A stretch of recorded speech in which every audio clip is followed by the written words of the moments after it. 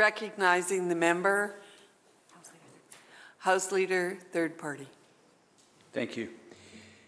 I am in reflecting on this bill and in reflecting on how I wanted to approach what has been offered. I provided my second reading remarks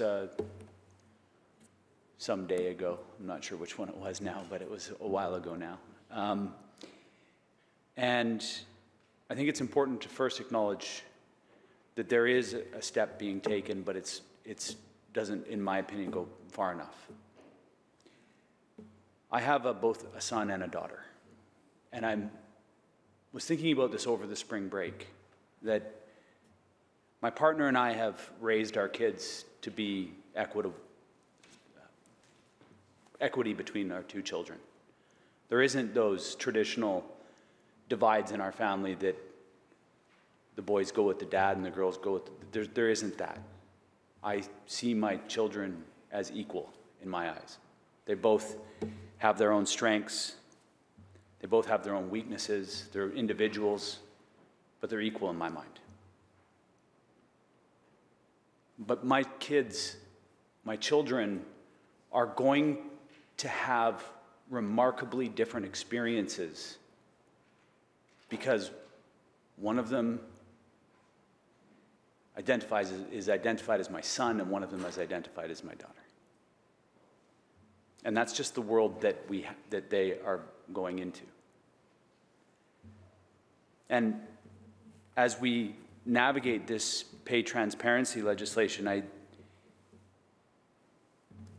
it to me is very challenging to think that we are only taking a moderate step forward to be able to say to my daughter that she's not going to expect to earn less than her brother in her life. And the other thing, too, that is interesting is as we watched and listened to the debates that have come from this bill, and I think I should frame this as well in a conversation that I had yesterday with the nurses at the BC Nurses Union. We were talking about all sorts of things around the employment. That if my daughter chooses to be working in what is seen as traditionally women's work, nurses, ECEs, teachers, she can also expect to have a more expensive education than if her brother chooses, for example, or even if she chooses, for that matter, to become a welder, a plumber, or an electrician, traditionally seen as men's work. We have two completely different systems. An apprentice for a plumber can get paid while they go to school, and they go to school for a much shorter period of time. An ECE, which we need many, many thousands of in this province, can expect to be paying to go to school. A nurse, when they're at the end as a fourth-year nurse, will pay to work. So I think that as we are looking at equity, or transparency in this bill, but equity in general, we still have a long way to go in this province to ensure that this world is equitable, truly inclusive. And so for me, just wondering what it was, just to the minister, why the choice was to go with pay transparency legislation, not pay equity legislation, or not what many jurisdictions in the province have, and that are two companion bills that have pay equity and pay transparency. Minister. Thank you, Chair, and I want to thank the member for the question, and I understand where he's coming from. I have 4 kids and 9 grandkids. I was very proud that my oldest granddaughter went to work in shutdowns in tech, Cominco, and the pulp mill in the last couple of years, jobs that are not seen as typically for young women. She held her own, and she came home very proud to let me know that there was quite a number of young women that were working the shutdowns in what would have been seen as traditionally male jobs. She also has a grandmother who's one of BC's first female power engineers, so I know what it's like to work in a sector that's traditionally seen as so-called men's work. But I also know that I made the same wages as men did when I worked, and she makes the same wages as men did when she worked, which is because they were large companies. Large companies that had agreed, that were making sure that that happened. So I hope by the time that the members' children go to work in the industry, that this bill will be finally fully implemented, because this bill is the first step in pay equity. It's to ensure pay equity across all sectors. But it's important work to advance pay equity in BC, and it strikes a good balance between the interests of advocates, employers, and employees. And it'll be a critical new tool in our work that our government is doing to address the pay equity gap. It's also been shown in other jurisdictions that have very similar legislation. It is helping with the pay equity gap, and that is another reason why we're moving forward with this first very important step. Member. There are many hazards just to even have this conversation. I don't want to assume that there are the traditional roles and the traditional views, and that's, I think, the frame that I'm asking, and that I asked that question in, recognizing, of course, that there's a choice to work in any industry, and in fact encouraged to. And so I appreciate the response from the minister. But why is it that this government chose to take, after so many months, after so many years of this being put in front of this government, why is it that this government chose to take a modest step forward rather than just delivering both what I think you see other jurisdictions in this country delivering both pay transparency and pay equity?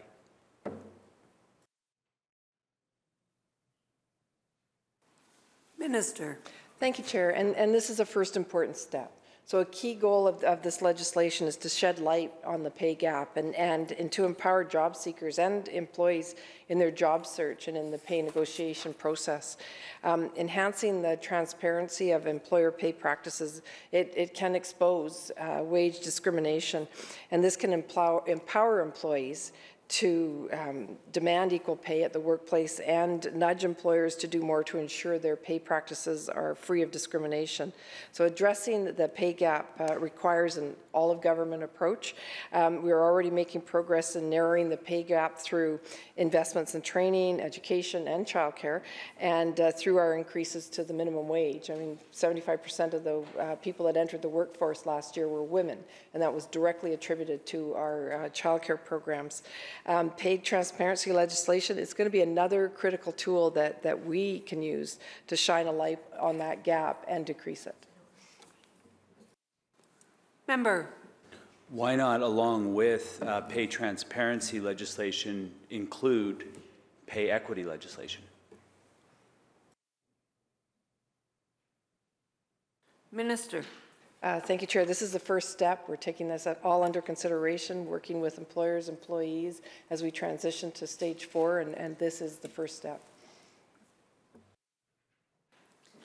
Member. Thank you. So the reality is that when this legislation came out, there was quite a lot said about it. The fact that this government hasn't brought forward pay equity legislation for us, but has instead taken, as the minister frames it, as a first step, that doesn't include pay equity but does include pay transparency, it puts the burden back on the worker to an extent. I'm going to table an amendment to Clause 1.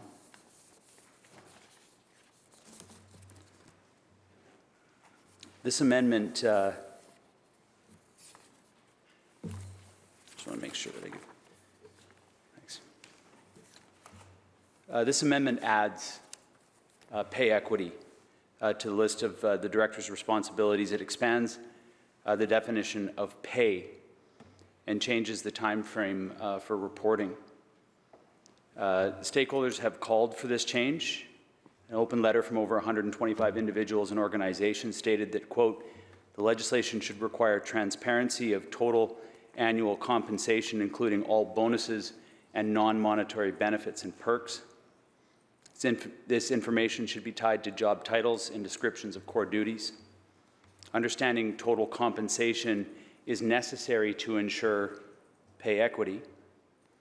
And that's the reason why I'm moving the amendment to these definitions. Pay needs to be broadened to include compensation other than wage and salary, including benefits, pensions, and other items that cannot be captured through simple definition of pay. It would be better to use the word compensation, which you will see is being done in the definition D, under pay, section D.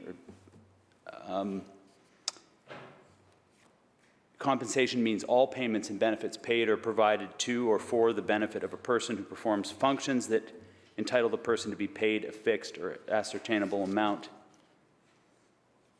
Also move the change to the time frames for reporting. The current time frame is very long for such slight legislation. Experts and stakeholders called for this legislation to apply broadly across the economy. They state that pay transparency should be mandatory for all employers with 10 or more employees across all sectors. Pay equity is needed in organizations of all sizes. Thank you, member. My ruling is that the amendment is in order. We'll take a short recess to ensure everyone has a copy. Order. House Leader of the Third Party.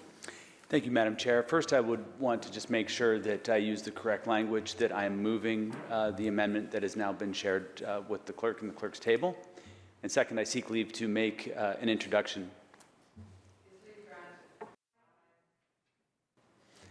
I have no idea who's sitting in the gallery this afternoon, but there's a whole bunch of people that showed up in our gallery, and I just wanted to welcome you here while we're debating Bill 13. This is the Pay Transparency Act, and we're in the committee stage of the debate. This is where we go through clause by clause of this bill, and where we understand what the intention of the government, the minister, is, and where the members of the opposition, which you see sitting here on, go through each clause to ask questions about the intention of it. So welcome to our House, and enjoy the rest of your afternoon. Oh, maybe we can all make them feel welcome. There we go.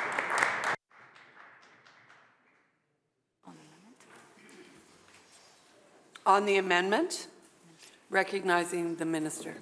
Thank you, Madam Chair.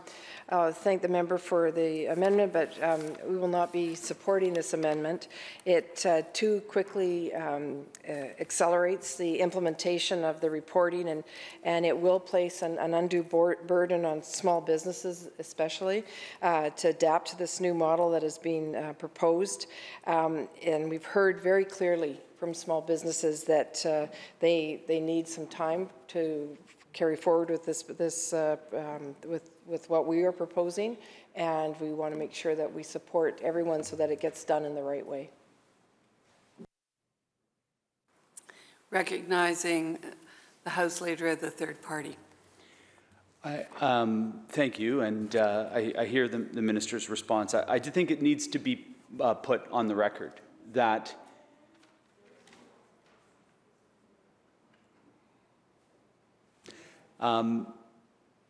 that women in this province in particular have been waiting for this for a long time. And to think that this amendment would speed it up, this process for this legislation, at least for this first step of the legislation, has been in the process for 6 years, perhaps. It is a remarkable step back from what the predecessors of this BC NDP government, the previous version back in the 1990s, early 2000s, had implemented with pay equity legislation. I recognize the impact that this has on business, but to think that we're essentially saying that the burden then should be carried by women in the society. So I don't accept the reason why the government will not vote for this. Of course, I support it, and it's disappointing that the government's view of this is that we're moving too quickly. Because I think, in the grand scheme of things, when you look at the fact that this is a process that started, I mentioned in my second reading debate speech a number of former BC NDP MLAs and cabinet ministers that were talking about that process 22 years ago, starting 25 years in advance. So this is not a fast process. This is painfully slow. Seeing no further speakers to the amendment,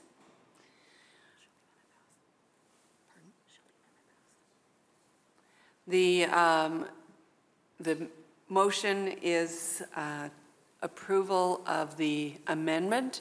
All those in favor say aye. Aye. Those opposed say nay. Nay. Motion does not carry. It's defeated on division. And then back to clause 1. So we're back on clause 1, recognizing the House Leader for the third party. Thank you, Madam Chair, and thank you for the opportunity. I think that we are achieving what we need to achieve here, which is a discussion about this and the choices that were made, and clearly the options that are in front of this government. So I think we're moving through this process as we should, and it's nice to hear the responses from the official opposition and from the government. I am going to move a second amendment to Clause 1, and this is in part because one of the challenges that the Act, as Bill 13 is currently, is that it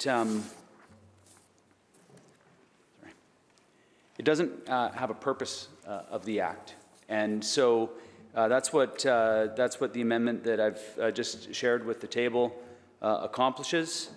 Stakeholders have called for purpose to be identified in the Act, and basically what this amendment outlines is the purpose of the Act is to promote equality in employment through increased transparency of pay and workforce composition, to work toward pay equity legislation, and to support open dialogue and workplace consultation between employers and employees on issues concerning employment compensation. Marjorie Griffin-Cohen and Humaira Jabber have noted how important it is to understand what the Act intends to accomplish and to have an idea of what would be the basis for the 5-year review that is in this Act. These objectives reflect the government's reported reasoning for doing it, and that's the reason why I've moved this amendment. I'm going to call a short recess in order to distribute the amendment.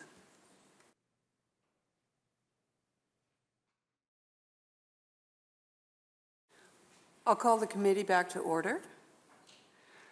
The amendment is in order, and we are not actually amending Clause 1, we're adding Clause 1.1. So on the amendment, are there speakers? House Leader for the third party. Appreciate the nuanced correction. Thank you for that. Adding section 1.1, I've stated what it is that I would like to see in the bill that's in front of us, and I don't have anything further to say. Thank you very much, Madam Chair, and I think it's very clear upon reading the Act that it has been written to address the pay gap through pay transparency report.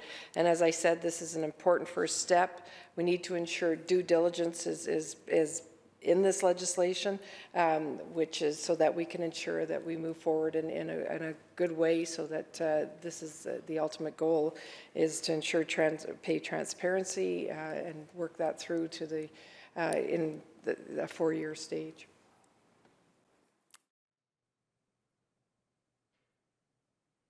Minister.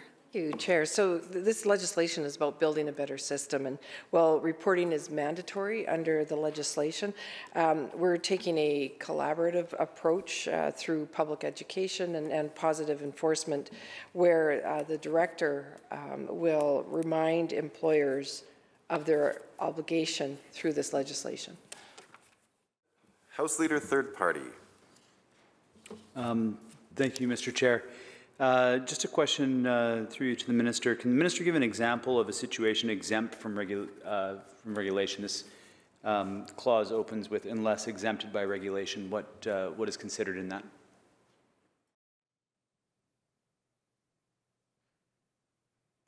Minister. Thank you, Chair. So, well, the Ministry doesn't anticipate needing to grant many exemptions. This was created as a pathway, a regulatory pathway, to allow this in case an employer or a class of employers is able to clearly demonstrate that the requirement poses a significant burden or obstacle in their recruitment process or business operations. But we don't anticipate seeing the needing to grant many oppositions or exemptions, if any. Member. We might not, I mean, we do consider that because it's in this legislation that unless exempted by regulation. So we have actually considered it. We just don't have any clear understanding of what would be considered. So can the Minister provide clarity on what is considered in this? I mean, in order to write this, you have to have, I think, some idea of what might be considered to be exempted from regulation. What are those things? When I say you, I mean the Minister, of course. Sorry. I appreciate it. Minister.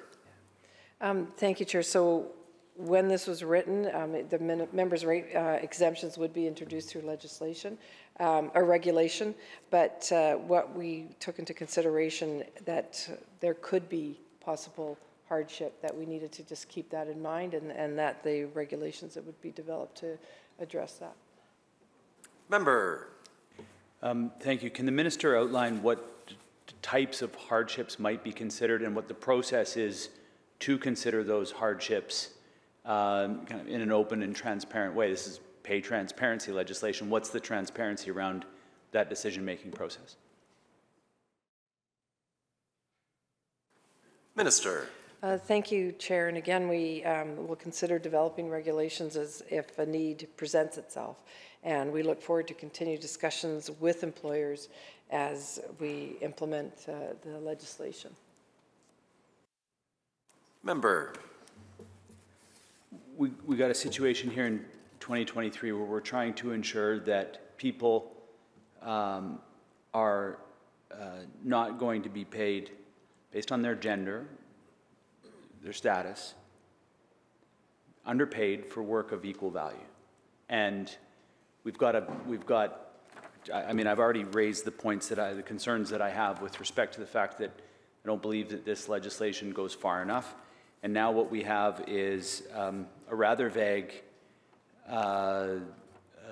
say, and I understand why these are in lots of the bills that we put, but until I'm able to be, until there's I think an example of what it is that might be exempted, basically what we're doing here is we're saying that we're going to continue to perpetuate, we're creating pay transparency legislation, we're going to continue to perpetuate a scenario in which it's acceptable for employers to make an argument that, and there might be a perfectly good example of this, and that's what I'm looking for here. What is the perfectly good example where in 2023 it's acceptable for a class of employers to come up and say, you know what, we're going to continue to hide what the payment that the compensation that we pay for different employees.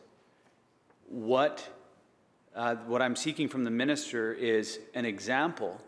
Otherwise, to me, it seems like we should be making sure that all employers, all classes of employers are required to follow this to ensure that there isn't disparity and inequity in our society. Minister. Again, the ministry doesn't anticipate the need to grant any exceptions. It just allows an opportunity for the discussion to happen if it is requested. Member. Thank you. Can the minister outline what that discussion would look like and what the decision-making process would be in order to draft a regulation? What parameters would be considered, and what level of transparency would there be for the public, which is ultimately who this is for, to ensure that the inequities that are in our society don't continue to persist? There's been no clarity on what the decision-making process of this is. It's just a completely blank canvas. Minister. That's a process that will be developed through regulations. Member for Saanich North and the Islands. Thank you. I'm going to move on. I'm not going to get any more clarity on this, it seems. I'm just wondering if I heard correctly early on in the questions from the member from the official opposition asking about compliance and enforcement of this. Just to be clear, there are no compliance, real strict or enforcement or penalties for not complying with this clause in this bill. Is that correct? Minister. Thank you, Chair. And we are taking an approach of positive enforcement and education. Member. Thank you. Positive enforcement, through you to the minister, positive enforcement meaning what? What would examples of positive enforcement look like? Minister. Thank you, Chair. So the director will be responsible for providing support to employers to meet their obligations under the Act. This support will include providing information on the Act through the website information, as well as responding to employer information. If they're contacted, they'll be providing the information to the employers. Member. Thank you. I'm just going to read this into the record, and then we can move on. I just want to go back to the morning sitting of March 22nd, 2001, when Graham Bowbrook tabled the former version of legislation brought in by the former BC NDP government. For those who say that the legislation isn't required and that pay equity can be achieved voluntarily, I guess the question is, how much longer will it take? Are there any estimates? Do those who argue for a voluntary approach have an answer for the women of this province? Can they go out to those women and say, hold on, legislation isn't required because we estimate at the current rate that in 10 years there will be pay equity in this province? I haven't heard that. And if it can be added to this debate, I think it would be a useful thing 22 years ago. Member Saanich North and the Islands, third party House Leader. That's all of them. As it's turning out, I mean, there are no real enforcements. What happens if a reminded employer continues to ignore the reminders? Minister of Finance. Thank you, Chair. So again, this is a first step. And again, will be a process of education, public education, making sure that we can bring employers along and who will happily want to engage in this process. There's been discussions and consultations had with small, medium, and large employers. We're starting with the Crown, the biggest employers and the Crown agencies, to make sure that we're moving this in the right direction. It's a first step. We want to make sure that this is done right. We want to make sure that there's due diligence done when we're developing the regulations, that we're having those conversations with employers, with employees. And the reports will be publicly every year. The reports would be publicly posted so that people can see what, and people, I think, employers will use this as an opportunity to attract employees to their work sites. Member. Oh, you're sitting, sorry. Didn't know if I jumped up too quick. I find that that kind of an interesting argument to use to defend the first step, that this is going to be something, a tool that employers are going to use to attract. Employers that are already operating on the equity ethic are already paying their employees equal pay for equal work. That's already happening. And they will already be able to be doing that. It doesn't need pay transparency legislation in order for the employers who are operating from this ethic already to be able to, other than maybe a report at the end of the year to show it, without any enforcement of this. This bill is for those that are not. And I agree, this is one extremely modest step. This is simply saying, make a report, and then, if you're not in compliance, we'll give you a call. If you're not in compliance, we'll give you another call. There's nothing in here that requires it's required to be transparent, but there's no enforcement mechanisms in this, just phone calls.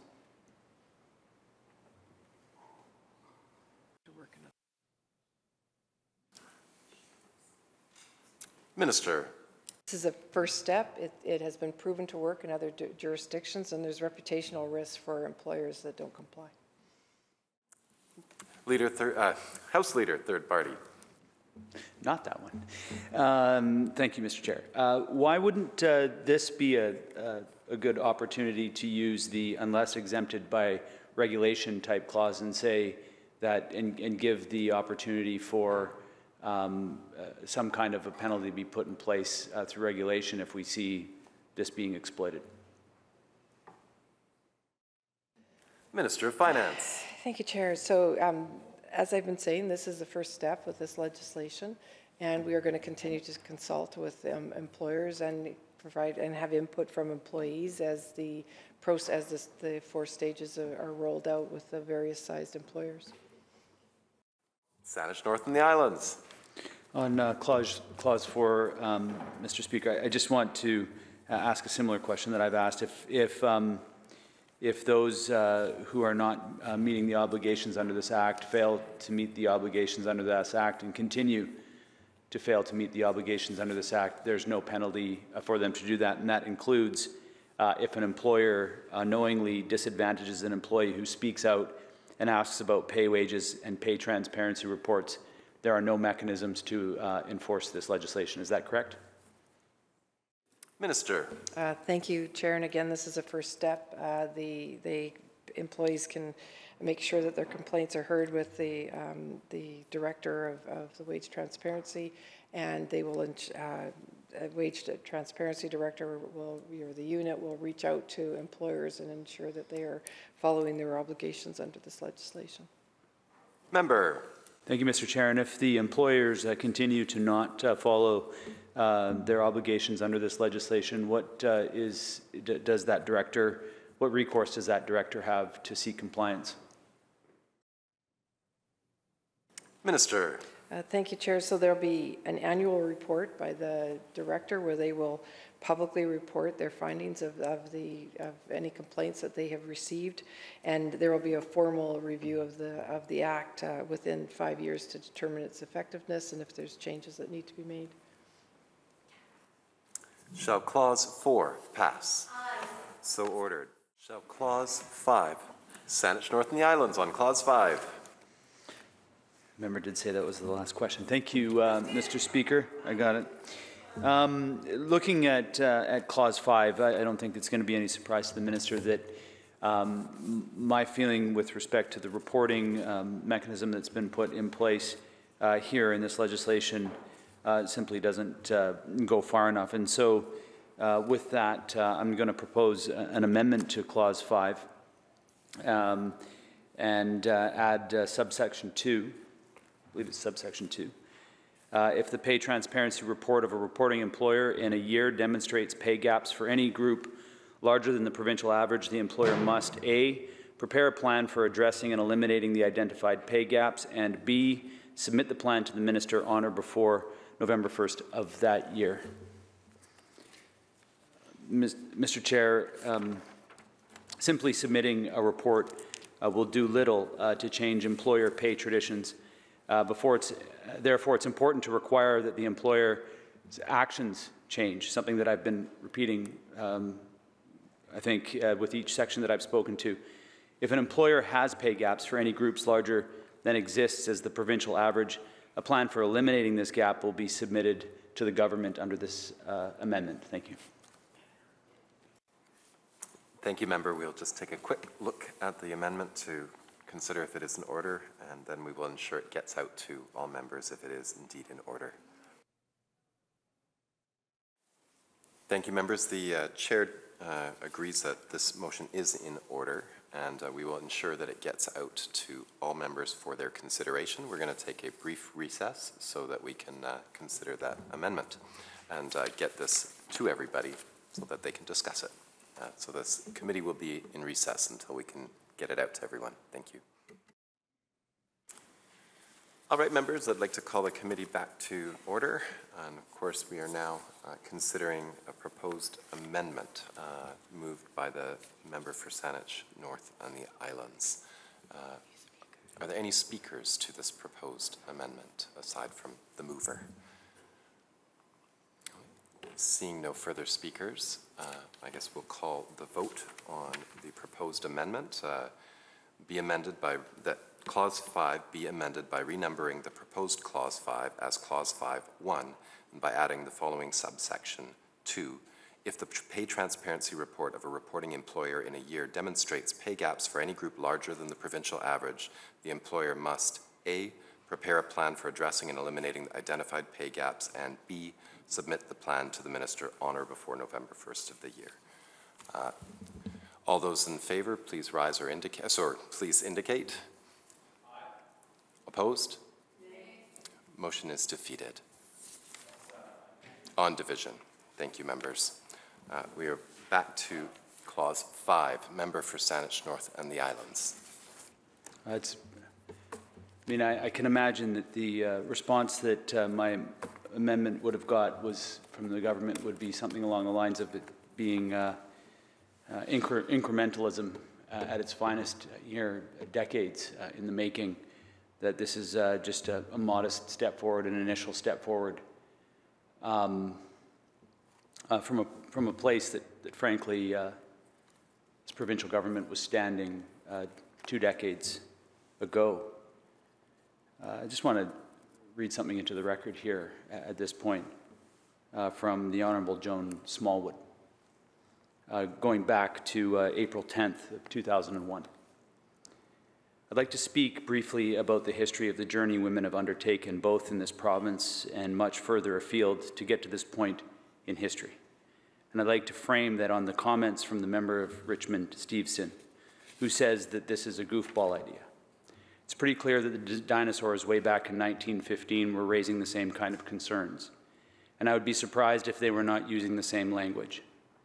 While it has been a long journey, there's been some improvements, but it's very clear that there has to be the political will to bring about the real changes that women need to be able to stand as equals in our society. Back in 1915, Helena Gutteridge convinced the Vancouver Labour Council that they should include in their constitution a reference to equal pay for work of equal value. Helena continued to work, and in 1919 brought women with labor together with women's groups that culminated in the very first minimum wage in British Columbia. This has been a long, long journey, one that the pace of incrementalism that we're dealing with in this, the idea that we can't amend this legislation to include stronger reporting requirements, to include any kind of enforcement whatsoever in this legislation, that's not included in the incrementalism. Evelyn Gillespie said, the undervaluation of women's work has gone on for so long it seems as if it is a truism. That's what it feels like in here today. So we're protecting some kind of truism. Continuing, it reminds me of that saying that when you tell a lie long enough, it starts to become the truth. And at this point in the game, who would be willing to eliminate a good and dependable pool of cheap labor? So where does that leave us? It leaves government with the obligation to act. This is not new legislation. Our friends at the federal level have introduced pay equity legislation. Ontario has introduced pay equity legislation. Quebec has introduced pay equity legislation, which covers both the public and the private sectors. There's a lot to learn from those provinces in the same country. So what's the excuse not to act? Well, there is no excuse. It's time to act. It's time to correct the wrongs of the past. Just give women what belongs to them and what's rightfully theirs. Mr. Chair, the fact that this amendment failed, that simply increases reporting requirements to require businesses that if they are not able to achieve the pay transparency which is required under this Act, to put in place a plan to move it forward, it's inexplicable to me that A, there was not even a response, and B, that it was not even given consideration by this government.